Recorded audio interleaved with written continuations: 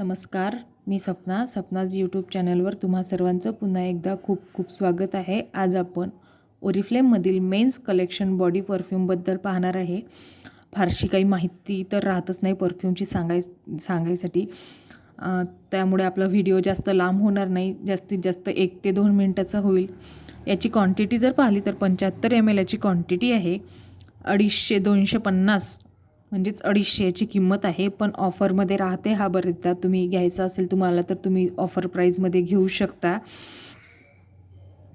आणि खूप छोटा असा परफ्यूम आहे हा, पाहू शकता तुम्ही। माझं तर एवढ्या म्हणजे इतक्या हातातच मावून गेलेला आहे।